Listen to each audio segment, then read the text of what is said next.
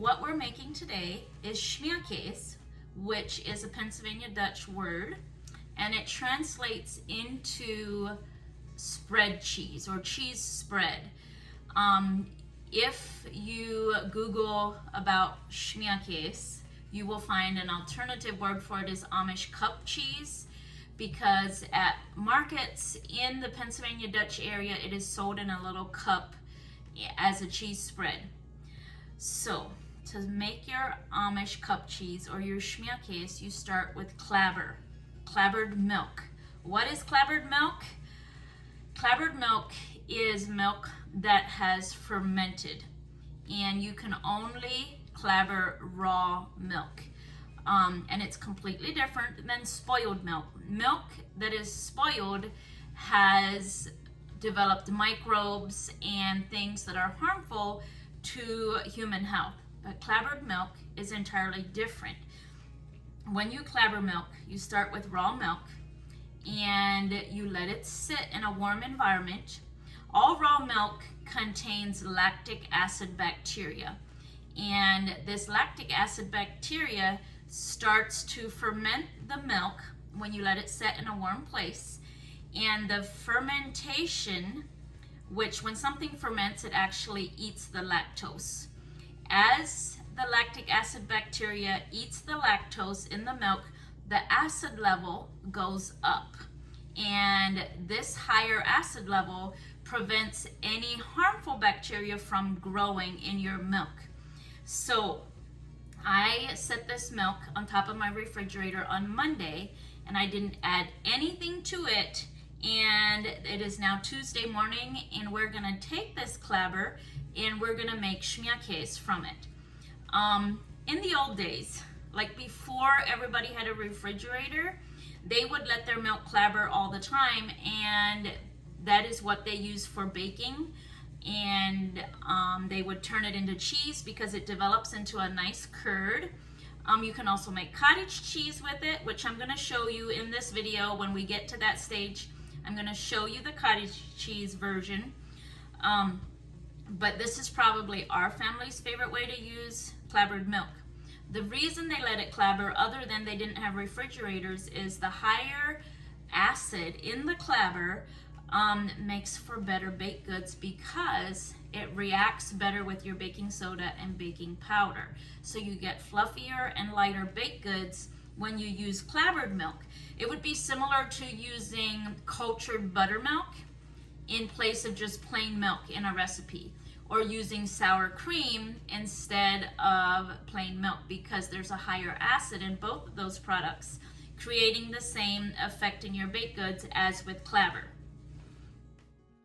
So here I am on Sunday morning. Our milk refrigerator was completely full of milk, and we had no room to put the fresh milk in the milk refrigerator. So the kids brought me 4 gallons of milk, and I skimmed all the cream off, and we'll use that cream for butter. And the freshest milk goes into this dispenser for drinking and to eat with granola, while the older milk all gets dumped into this pot, and that is the milk that we're going to set to clabber.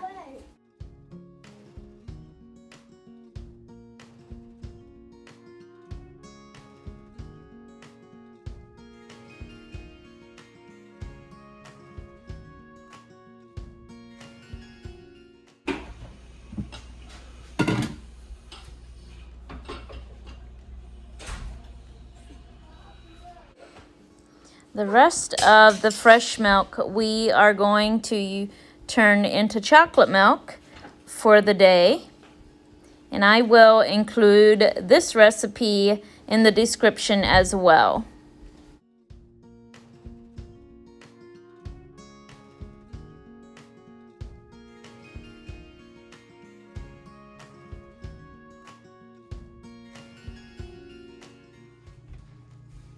So I have about 2 gallons of milk here that I clabbered, and there's a little bit of cream that has come to the top because I didn't scrape the cream off completely. when I skimmed it on Sunday morning. So I've just got this over low heat, and we are gonna heat it. My grandma's recipe said heat it until it's too hot to touch, but not boiling. And for me, that's about 128 degrees. So I'm just gonna heat it over low heat until, actually I have about a medium low heat. And then I'm just gonna heat it until it comes up to 128 degrees. So I'm gonna show you real quick what my clabbered milk looks like. So it looks like, so that's just the cream that's on top. It looks like yogurt. And that is the curd. And if you clabber your milk in a clear container, you're gonna see the separation of the curds and whey, which I can't see because I have it in a pot, because I don't like to transfer it more than I have to from container to container, because I don't want any bad bacteria to enter. So this curd is probably floating about to up here, and the rest of this is probably whey. If this was in a clear container, that is what you would see. You would see this big curd separated from the whey. So since this looks like a really nice and healthy clabber, I'm gonna save some of it, because pouring this into my next batch of milk that I want to clabber will really speed it up. So I'm just gonna put this in the refrigerator, and that'll slow down the fermentation process. And then next week, when I'm ready to make Schmeirkase, I will take milk and I will add this to it, and it'll speed up the process and save me a day or two of waiting. I did not add anything to this milk. This milk clabbered all on its own, but I must say that this milk is milk that I found in the back of the refrigerator, and it was already 5 days old.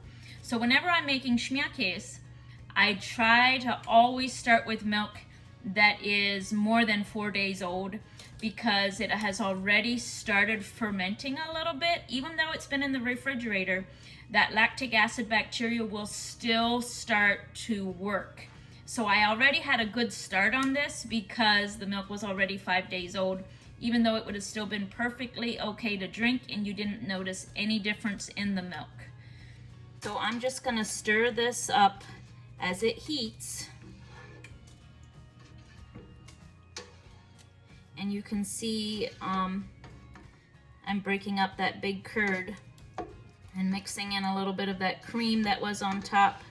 And as it heats, you'll see the curd separate from the whey even more.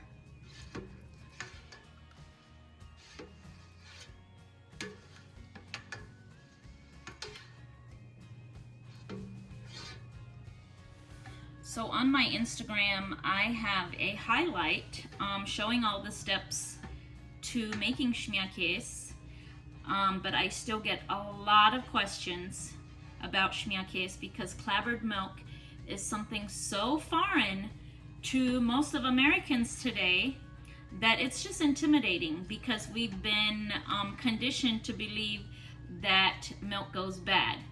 And only pasteurized milk goes bad, because all the beneficial bacteria has been killed during pasteurization. So if you leave that out, you're just gonna have spoiled milk with mold and all kinds of spores in it. Raw milk will clabber when you let it set out, because it still has all of its beneficial bacteria. Now, I grew up with a family milk cow, and once or twice a week, I would ride my bike to my grandma's house, and I'd always take some raw milk for her. Not always, but most of the time she would ask for me to bring some raw milk, and she would put 1 gallon of raw milk into the refrigerator, and that would be for her and Grandpa to drink. And then she would set the other gallon onto her counter, and that she would turn into clabber, and she would use that in her baking, and she would make some Schmeirkase. In the winter time, she had a wood cook stove, like an old wooden range that had a shelf up here. She would take that milk and set it up there on the shelf above her wood cook stove, and that is where she would clabber her milk. I set mine on top of my refrigerator because there's a little more heat up there, and there's heat from the motor of the refrigerator, and I clabber mine up there on top of the refrigerator.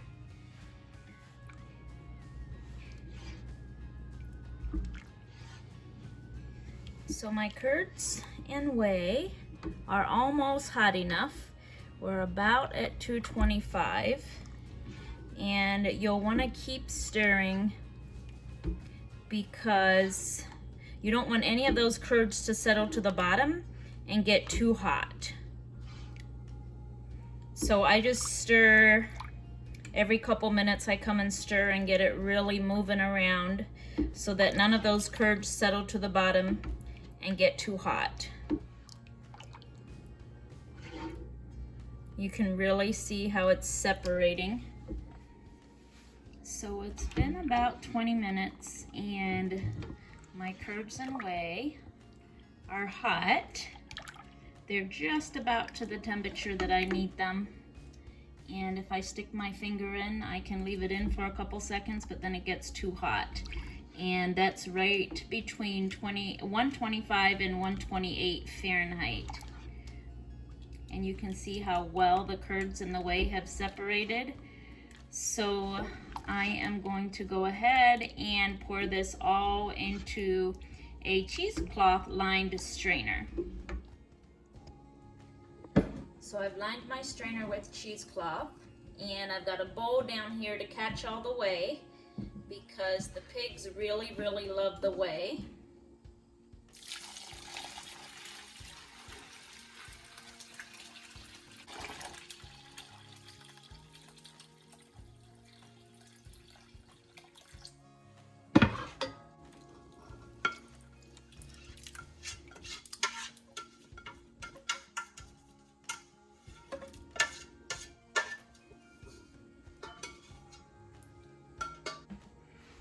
Here you can see how the whey is straining from this cheesecloth.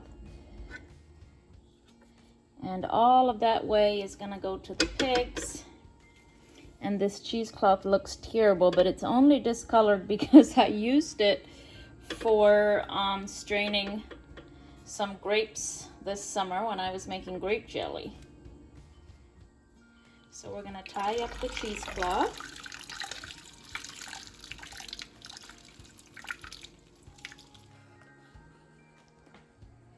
So we tied up the cheesecloth, and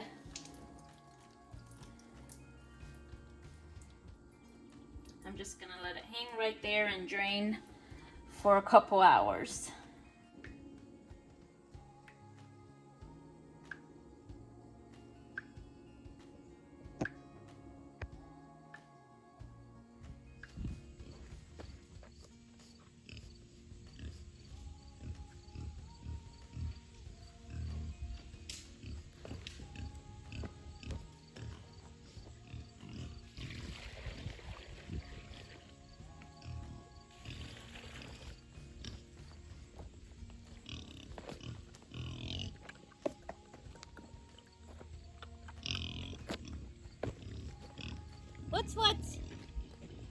What?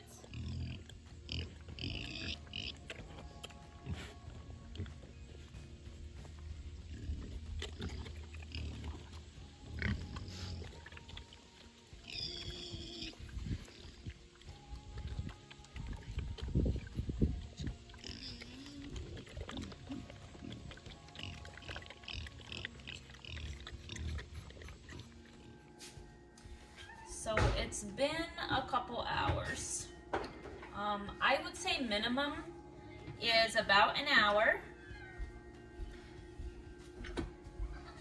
And I have let them sit for close to 10 hours and they've still been fine. So now I'm gonna take my dry curds and put them here in this pot.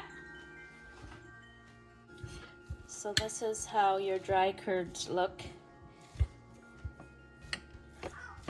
And this is actually what we can use, or this is actually cottage cheese. So I'm I'm gonna take some of the curds and put them in here.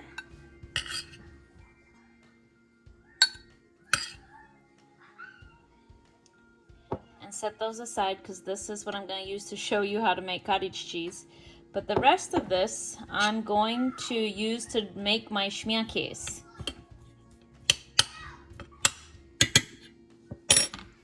So I'm just going to take my fork and break up most of the curds.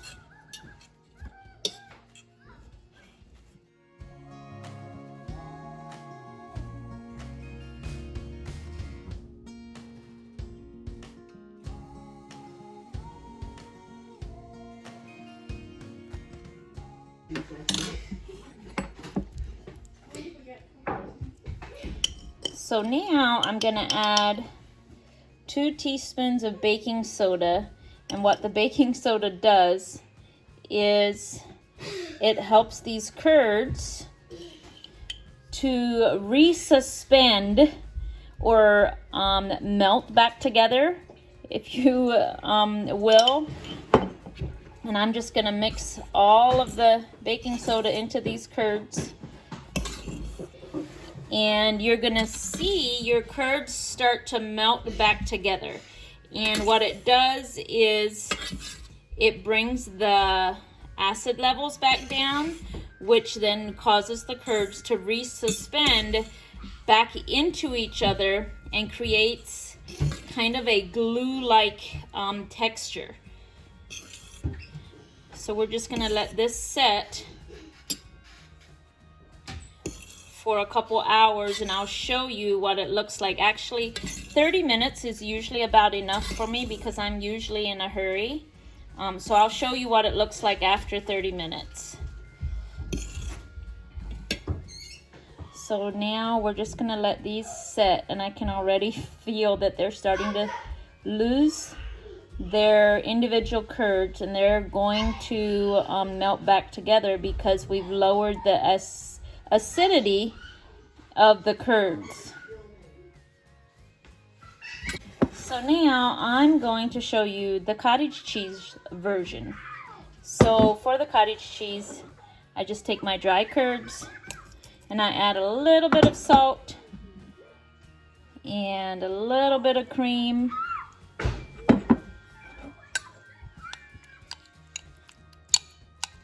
And that right there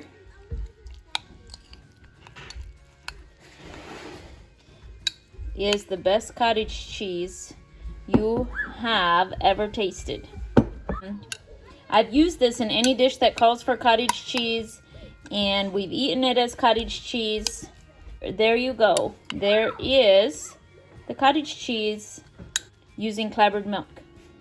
So our curds have set for about 30 to 45 minutes, and you can see that they're starting to stick together and they're starting to be more like a glue because we brought that acid level down again. So we are ready to make our Schmeirkase.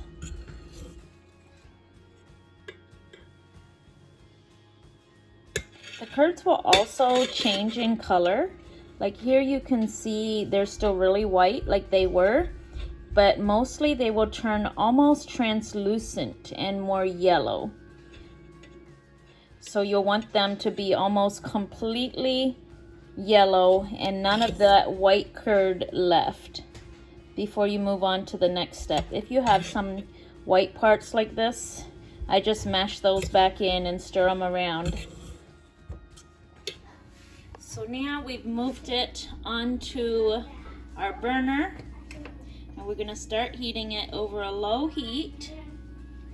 And I'm going to add my butter.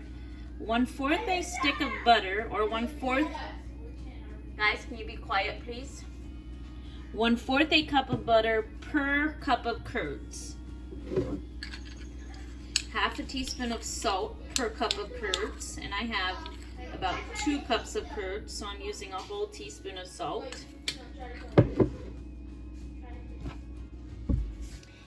And about 1/2 cup of hot water per cup of curds, so I'm using a whole cup of hot water. You could use milk in place of water, but I feel like with all that butter and the curds, we've got enough of a nutrient-dense dish that I don't need to add milk. So we're just going to heat this over low heat until it's all melted.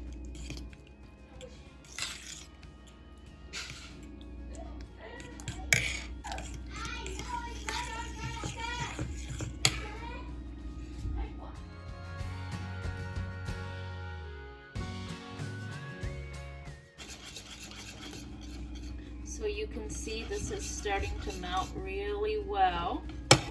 And in this batch, I'm going to add some chopped up dried jalapenos.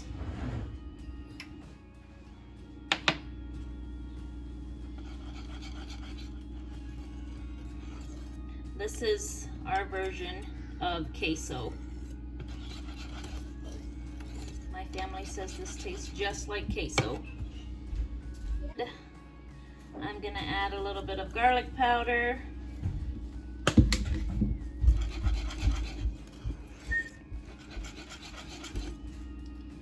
Once it's smooth and there's no more lumps, we're going to turn off the heat and we're just going to keep stirring it for a little longer.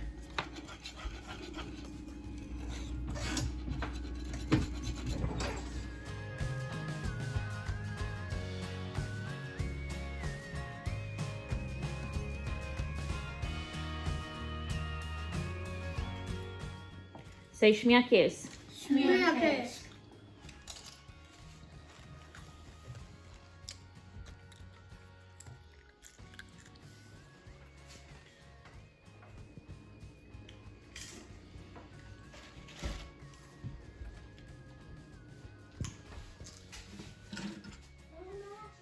So now I'm just going to refrigerate what we didn't eat fresh.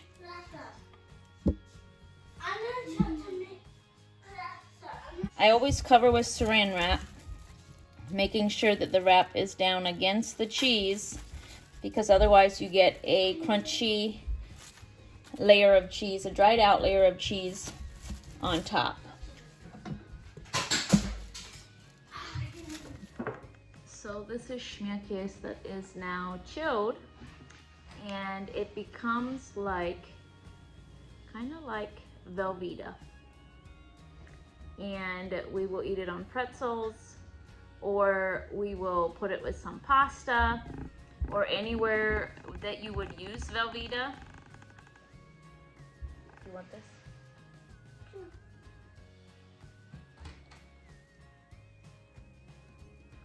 You just cannot heat it in the microwave. It works best over low heat, and that way it turns more liquid again. But it'll keep in the refrigerator for up to 10 days.